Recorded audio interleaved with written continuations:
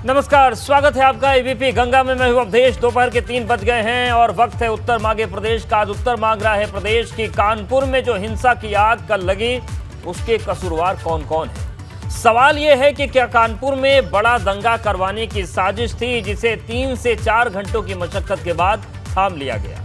उत्तर मांग रहा है प्रदेश की जो भी कानपुर में हुआ वो इंटेलिजेंस के स्तर पर कितनी बड़ी चूक है, और उत्तर मांग रहा है प्रदेश कि कानपुर में जो हालात पैदा हुए उसके लिए उस पर जो सवाल उठ रहे हैं उनका उत्तर मिलना बेहद ज़रूरी है, क्योंकि ये जो हरकतें हैं ये कश्मीर से कानपुर कैसे पहुंच गईं, ये बड़ा सवाल है। हमारे साथ कुछ खास मेहमान जुड़ रहे हैं। AK जैन साहब हैं, पूर्व DGP मौलाना हाजी सलीस जी हैं। मौलाना साहब आपका स्वागत है। और हमारे साथ विवेक त्रिपाठी भी जुड़ गए हैं कानपुर से, हमारे सहयोगी, उनके पास भी जाएंगे। मौलाना हाजी सलीस साहब आपके पास आ रहे हैं। कल जो कुछ भी हुआ वो बहुत हैरान करने वाला था, परेशान करने वाला था।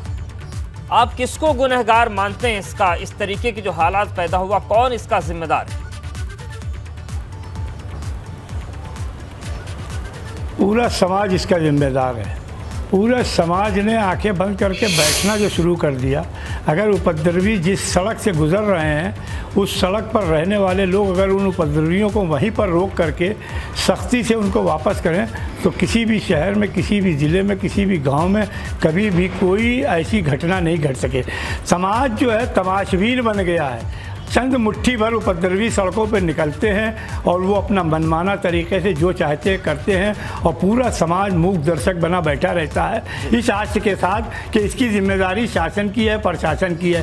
शासन और प्रशासन हमारे सहयोग के लिए सरकार की जिम्मेदारियां बेशक हैं, लेकिन सरकार के साथ समाज के उन संभ्रांत लोगों की, उन धर्म गुरुओं की, उस सियासी समाजी तंजीमों के जिम्मेदारों की जिन्हें लोग वोट दे करके अपना नुमाइंदा बनाकर ऐवानों में भेजते हैं, उनकी हैसियत होती है कि वो सड़क पर आएँ उस वक्त जब हालात नागुज़ीर हों तो इसको रोकने का प्रयास करें। लेकिन बदकिस्मती है हमारे मुल्क में, जब कोई भी घटना होती है तो हम उसका ठीकरा एक दूसरे के सर फोड़ने में लग जाते हैं। हमारी पहली प्रायोरिटी होनी चाहिए कि हमारे शहर का जो बदअमनी फैली है, जो नफरतें पनपी हैं, इसको समाप्त करके सबसे पहले शांति कायम करें। आज जो मैंने अखिलेश का वो बयान सुना, मुझे बहुत अफसोस हुआ कि अखिलेश को कहना चाहिए थे कानपुर नगर से 3 विधायक उनके जीत करके गए हैं, वो तीनों विधायक कहाँ हैं। एक विधायक तो मालूम है Irfan Solanki out of station थे, वो कानपुर में नहीं थे, लेकिन 2 विधायक उनके थे।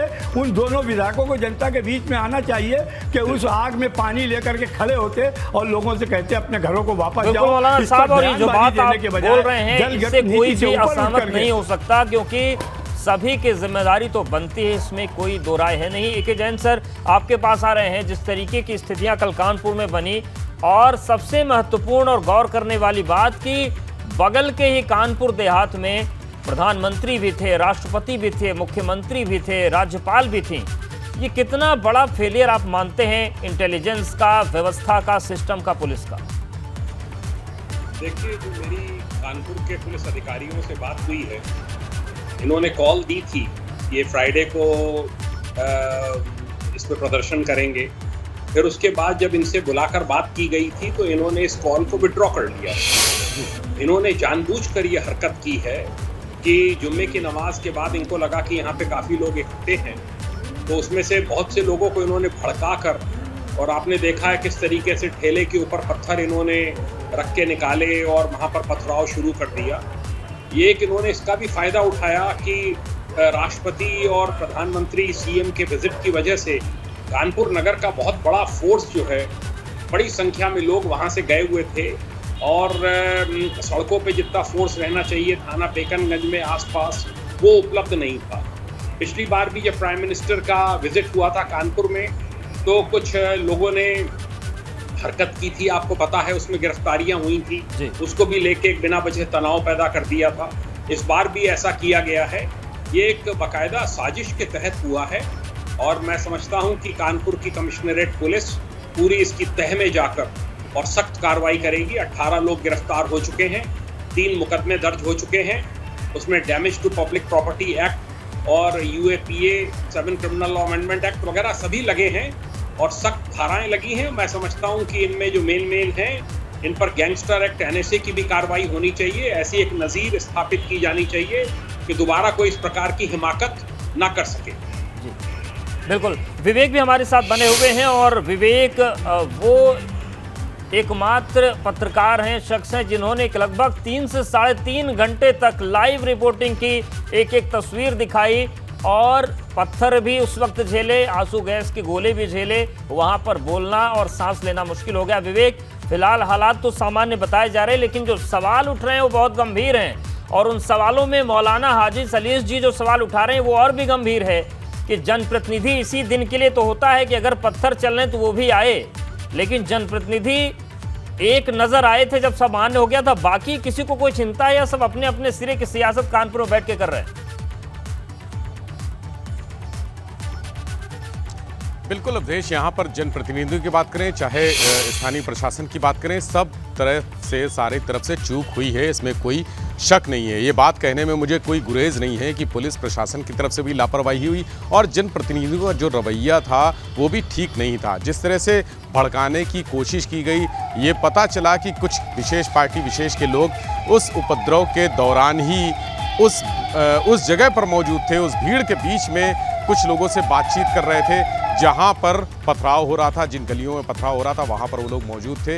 ये बड़ी शर्मनाक बात है, इसकी भी जांच हालांकि हो रही है कि ऐसे कौन लोग थे और कहीं ऐसा तो नहीं कि कोई भड़काने की कोशिश कर रहा था। लेकिन जो पूरा घटनाक्रम हुआ कल दोपहर करीब 2:45 बजे से जिस घटनाक्रम की शुरुआत हुई और शाम को 6:30-7 बजे तक लगभग तनाव की स्थिति रही, उपद्रव की स्थिति रही, उस घटनाक्रम के पीछे पूरी तरह से जिम्मेदार स्थानीय खुफिया इकाई जो इंटेलिजेंस यूनिट है उसका फेल्योर होना है, उसकी असफलता ही सबसे बड़ी वजह है। क्योंकि जब कॉल कर ली थी, जफ़र ने कह दिया था कि वो 3 तारीख को इस तरह का एक आह्वान किया था, उसने अपने फेसबुक पोस्ट भी डाले थे, सोशल मीडिया पर किया था और उसको मालूम था कि शुक्रवार को जुमे की नमाज होती है, जुमे की नमाज के बाद भीड़ होगी वहाँ पर और उस दिन प्रधानमंत्री और राष्ट्रपति को आने का तय था, प्रोग्राम पहले से तय था। उसको मालूम था कि यहाँ पर ऐसे हालात पैदा हो जाएंगे कि एक तनाव वाली स्थिति होगी। ऐसे में इस कार्यक्रम को संजीदगी से ना लेना पुलिस प्रशासन की लापरवाही है। पुलिस प्रशासन को इंतजाम करने चाहिए थी, पूरी व्यवस्था सुनिश्चित करनी चाहिए थी। जरा सा कोई धमकी देता है, कोई आत्मदाह की धमकी देता है या कोई सपा नेता या किसी दूसरी पार्टी का, आम आदमी पार्टी का या कांग्रेस पार्टी का कोई नेता अगर आह्वान करता है बंद का या धरना प्रदर्शन का, तो पुलिस उसको नज़रबंद कर लेती है। घर पर सारी तैयारियां पहले से ही हो जाती हैं ताकि लॉ एंड ऑर्डर डिस्टर्ब ना हो, कानून व्यवस्था प्रभावित ना हो, लोगों को जो आम जनता को जो असुविधाएं होती है वो ना हो, ये सब इंतजाम किए जाते हैं। लेकिन इस मामले में, कल के मामले में कोई इंतजाम ही नहीं था। बगल में चौकी है, सेंसिटिव इलाका है, पुलिस का मूवमेंट हर समय रहता है, हर वक्त रहता है, 24 घंटे वहाँ पर पुलिस का मूवमेंट रहता है। उसके बाद भी इस कॉल के बाद पुलिस ने कोई इंतजाम नहीं किए। अभी मैंने उसकी जफ़र की पत्नी से बात की और उसकी बहन से बात की, उन्होंने कहा कि नहीं, वो तो प्रोग्राम उन्होंने कैंसिल कर दिया था और सोशल मीडिया पर भी बता दिया था। पुलिस ने भी इसकी पुष्टि की कि हाँ, प्रोग्राम कैंसिल नहीं होगा। लेकिन 3 तारीख का प्रोग्राम कैंसिल हुआ था तो 5 तारीख को जेल भरो आंदोलन का नया प्रोग्राम उसने बता दिया था। यानी 3 तारीख का प्रोग्राम उसने 5 तारीख को शिफ्ट कर दिया था और दूसरे रूप में शिफ्ट कर दिया था कि कॉल अब दुकानें बंद कराने की नहीं होगी, अब कॉल इस बात की है कि जेल भरो आंदोलन होगा। तो क्या उसके लिए ये मुतमईन हो गए थे सारे अफसर? उनको विश्वास हो गया था कि 3 तारीख को ऐसा नहीं होगा? बिल्कुल। और कहना है कि उसको सबसे बड़ी बात ये विवेक की जो जिस इलाके में ये सब कुछ हुआ, जिस इलाके में सब कुछ हुआ वो बड़ा संवेदनशील इलाका माना जाता है, आपने ये बताया और जो वहाँ का इतिहास भी बताता है किस तरीके से वहाँ छोटी छोटी बातों में मामले बहुत बड़े हो जाते हैं। मौलाना हाजी सलीस जी, इन सब के बीच प्रशासन ने कोशिश की कि जो इस्लाम को समझने वाले हैं, जो मौलाना हैं या जो शहर काजी हैं, पहले एक जो प्रबुद्ध व्यक्ति थे मुस्लिम समुदाय से जुड़े, उनको भेजा गया, पत्थरबाजों ने उन्होंने पत्थर मार के घायल कर दिया। बाद में 2 और लोग गए लेकिन उनकी हिम्मत नहीं हुई आगे बढ़ने, क्योंकि पत्थरबाज उन्हें परेशान कर रहे थे। शहर काजी को भेजा गया लेकिन शहर काजी को भी बदतमीजी करके पत्थरबाजों ने वहां से भगा दिया। ये जो तस्वीर है ये कितनी खतरनाक है और ये क्या आपको लगता है कि अगर प्रबुद्ध लोगों की भी ये भीड़ न सुने तो ये कंट्रोल कहां से हो रही है? इसके तार कहीं और किसी खतरनाक हाथ में पहुंच गए हैं क्या कि शहर काजी की भी न सुने लोग? देखिए, आग लगने से पहले सबको एक्टिव होना चाहिए, चाहे वो शहर काजी हों, चाहे वो दीगर तंजीमों से जुड़े हुए अफराद हों ये कॉल कई दिनों से ट्विटर, व्हाट्सएप और फेसबुक और अखबारात और पोस्टर के ज़रिए शहर में प्रचारित हो रही थी। इत्तेफाक की बात है कि मेरे पैर में फ्रैक्चर होने के सबब मैं नहीं चल फिर पा रहा था, वरना मैंने पिछली बार डंडा लेकर के उपद्रवियों को खदेड़ा था इसी शहर कानपुर में। लेकिन वो काजियान शहर, वो जो जिम्मेदारान जिनकी आप बात कर रहे हो, इन्होंने उन काल देने वालों, उस काल का समर्थन करने वालों से बात करके इसको पहले रोकने का काम क्यों नहीं किया? जब आग लग गई लोग सड़कों पे आ गए, इनोसेंट लोगों ने ईंटा पत्थर उठाया और ईंटे पत्थर चलने लगे। ये सांप्रदायिक कहाँ से बना? ये सारी चीज़ें जांच का विषय है। लेकिन आप जब कहोगे कादियाने शहर को पहले शहर के लोगों को, जिम्मेदारों को बिठाना चाहिए था, प्रशासन को इतना, उन तमाम जिम्मेदारों को जो विभिन्न धर्म के धर्मगुरु थे या काजी थे, उनकी मीटिंग बुलानी चाहिए थी। अब पहले डीएम और डीआईजी वगैरह जब कानपुर में थे तो वो लोग हमेशा कोई भी नागुज़ीर हालात होते थे तो जिम्मेदारों को बुलाते थे, बुला कर उनके मशवरा करते थे और उसके बाद उसकी रोकथाम के लिए प्रयास करते थे। लेकिन अब कमिश्नरेट होने के बाद कमिश्नर साहब चूँकि प्रधानमंत्री और राष्ट्रपति और मुख्यमंत्री शहर में आ रहे हैं, वो उनकी सुरक्षा व्यवस्था में मुलविस हो गए। उन्होंने नहीं सोचा था कि यहाँ पर इस तरह के हालात हो जाएंगे और न जिम्मेदारों ने उनको बताया कि आप इस तरह से काम कर लीजिए, ना उन्होंने किया। अगर उन लड़कों ने जिन्होंने कॉल दी थी उन्होंने विड्रा किया, लेकिन उनका समर्थन करने वाले लोग जिन्होंने उस काल का समर्थन किया, बाकायदा लोगों को उकसाया, वो लोग भी उतने ही मुजरिम हैं। ये काल देने से पहले सोचना चाहिए कि हम काल दे रहे हैं, हमारे पास लोगों को समझाने और रोकने की कैपेसिटी है कि नहीं। खाली लोगों के जज्बात भड़का करके उनको सड़क पे ले आओ और फिर जब आग लग जाए तो काजी और फाजी सब निकल करके आए। ये काजी कहाँ मर गए थे? क्यों नहीं ये निकल करके पहले से आए? क्यों नहीं इन्होंने उन लड़कों को बुलाया जिन्होंने काल दी थी कि भाई आपकी क्या प्लानिंग है, इसको किस तरह से करना चाहिए? ये जिम्मेदारी उनकी बनती है। अगर काजी बने घूम रहे हो, 8 काजी शहर के अंदर घूम रहे हैं और इन 8 काजियों ने किसी ने अपनी जिम्मेदारी का निर्वाह नहीं किया। एक काजी के परेड के ऊपर थप्पड़ मारा जाता है, उसके लड़के का थप्पड़ मार करके उसका कैमरा छीन लिया जाता है। वो सारी वीडियो वायरल हो रहे हैं। छतों से पेट्रोल बम फेंके जा रहे हैं, छतों से गुम्मे चलाए जा रहे हैं, छतों से जो है पुलिस की मौजूदगी में थोड़े से पुलिस वाले थे तो उपद्रवियों ने उन पुलिस वालों की परवाह नहीं की और उनके सामने गुम्मे। आप देखिए पूरा वायरल है वीडियो, सारे सब आए हुए हैं। छत पर से कैसे 2 महिलाओं के साथ एक लड़का गुम्मेबाजी कैसे कर रहा है, इधर एक लड़का जो है बिल्कुल ये आप पेट्रोल मौलाना साहब ये सवाल बनता है, उधर ठेले के ऊपर, ठेले पे गुम्मे। बिल्कुल ठेले पर अगर ईंटें रखे गए हैं तो ये दिखाता है। और एक ही जन साहब ये सवाल है कि अगर जो वो क्षेत्र है उसकी संवेदनशीलता से हर कोई वाकिफ है कि कैसे वहाँ पर छोटी सी बात इतनी बड़ी हो जाती है कि वहाँ हालात को संभालना मुश्किल हो जाता है। ऐसे में क्या ये भी आप चूक मानते हैं कि 3 तारीख को जो भी होना था विरोध वगैरह उसको बंद करने का आश्वासन दिया गया, उस आश्वासन पर पुलिस और प्रशासन का आश्वस्त हो जाना भी एक गलती थी?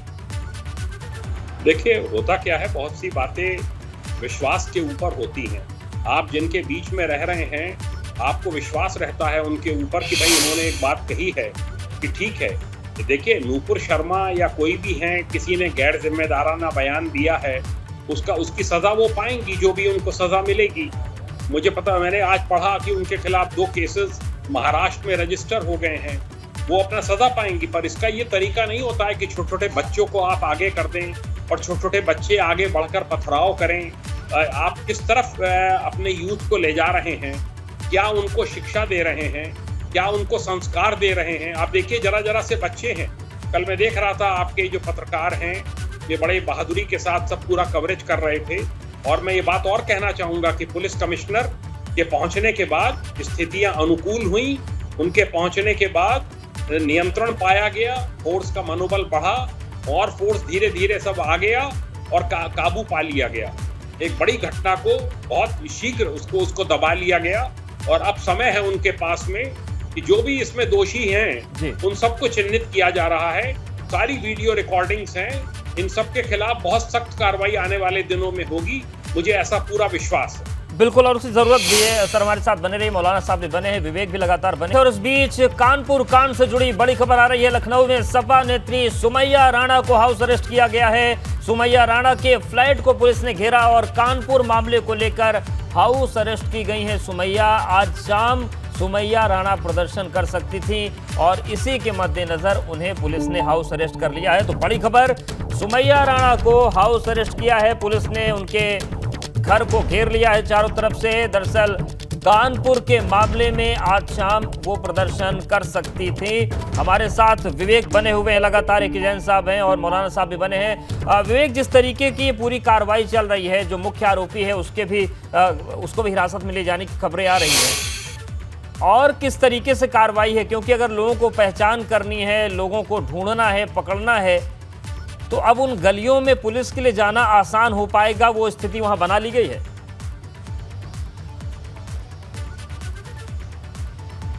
बिल्कुल नहीं अवधेश, मैं आपको बता दूं, जिन गलियों में कल पथराव की घटना हुई थी उन गलियों में पुलिस आज भी प्रवेश नहीं कर सकी है। बहुत सेंसिटिव इलाका है, गलियां तंग हैं और जो आक्रोश है जो एक धर्म विशेष के, संप्रदाय विशेष के लोगों में, वो आक्रोश अभी खत्म नहीं हुआ है। बाहर जो नई सड़क का माहौल है, जो सद्भावना चौकी के आसपास से लेकर मूलगंज थाने, मूलगंज चौराहे तक का जो माहौल है वो सामान्य भले ही दिख रहा हो ऊपर से, लेकिन भीतर ही भीतर आग सुलग रही है। और इसमें कोई कहने में मुझे गुरेज नहीं है कि वहाँ पर जाना, अभी पुलिस खुद भी जाना नहीं चाहती है, क्योंकि कल रात कोशिश की गई थी। कल रात ऑफ द रिकॉर्ड कुछ अधिकारियों ने मुझे बताया कि कोशिश की थी कि वहाँ पर जिस तरह से जो वायरल वीडियो हुए थे उसमें जो कुछ लोग आइडेंटिफाई किए गए हैं उनको उठाने के लिए वहाँ पर कुछ लोगों के दरवाजे खटखटाए गए, लेकिन भारी विरोध हुआ और हंगामे की आशंका जब फिर से पैदा हो गई, ये हुआ कि रात में कोई तनाव हो सकता है, तो उसके बाद पुलिस बैरंग लौट आई। स्थानीय खुफिया इकाई के लोग भी थे और उनके साथ, पुलिस के साथ कुछ जो मुस्लिम समाज के मुअज्जिज लोग हैं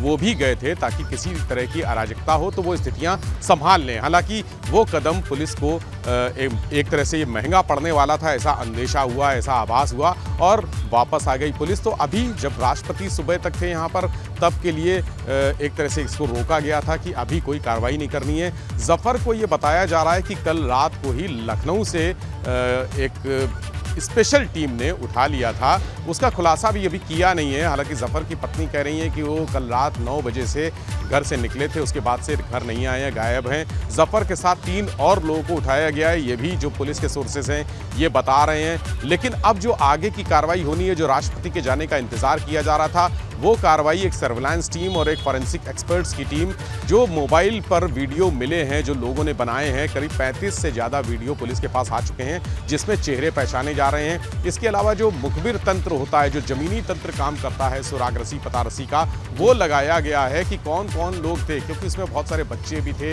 युवा थे। जो भीड़ हमने दिखाई है दर्शकों को, उसमें ज़्यादातर जो 10 साल से लेकर 21, 22, 25 साल तक के लोग थे जो पथराव कर रहे थे। तो उनको पहचान करना, कई लोग ये भी सूत्र बता रहे हैं कि कई ऐसे लड़के इलाके से गायब भी हो गए हैं, यानी उन्होंने मोहर लगा दी है। पुलिस की नजर में वो सस्पेक्टेड पहले थे, बिल्कुल, और ये कार्रवाई जरूरी भी है। अब आखिरी रिएक्शन, एक लंबी सूची बनी है, लंबी सूची है और लंबी सूची होगी भी, क्योंकि जिस तरीके से 3-4 घंटे ये सब कुछ हुआ तो उसमें बहुत बड़ी सहभागिता लोगों थी। मौलाना साहब, अब स्थितियां फिर से ना बिगड़े, जैसा कि विवेक बता रहे हैं कि उन लोगों को तो पकड़ना जरूरी है जिन्होंने पत्थर चलाया, लेकिन उनको पकड़ा ना जा सके, इसके लिए जो विरोध हो रहा है, तो ऐसे लोगों से क्या अपील करने की जरूरत है कि अब कार्रवाई होने दें और जो गुनाह किया उसको सजा तो मिलनी ही चाहिए। बिल्कुल, मैं बहुत साफ तौर पे आपके चैनल के माध्यम से उन तमाम लोगों से ये अपील करते हैं, चाहे वो किसी संप्रदाय के हों, वो सारे वीडियो आए हुए हैं कि कौन लड़के इसमें बम चला रहे हैं, कौन लड़के गुप में चला रहे हैं, कौन ठेले को, ये सब वीडियो है पुलिस के पास। लेकिन मेरी एक ही अपील है कि बिना पक्षपात के किसी एक संप्रदाय या किसी एक फर्द पर थोपने के बजाय जितने दोषी हों उन सबके विरुद्ध कड़ी कार्रवाई होनी चाहिए, ताकि भविष्य में कोई भी व्यक्ति इस तरह की जुर्रत ना करे कि हमारे इस शहर में आग लगाए और हमारे इस शहर के अमन अमान को कलंकित करे।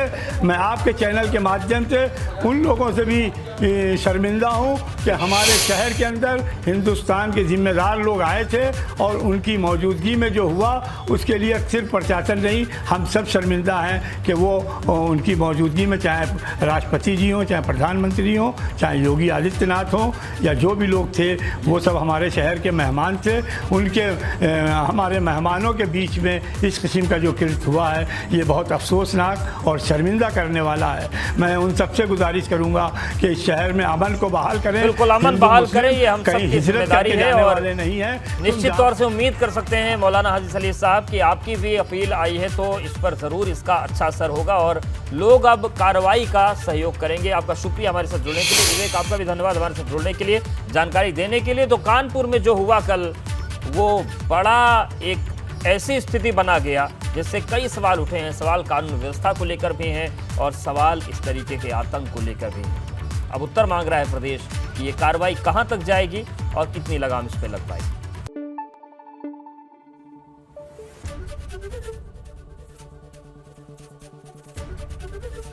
एबीपी गंगा, खबर आपकी, जुबान आपकी।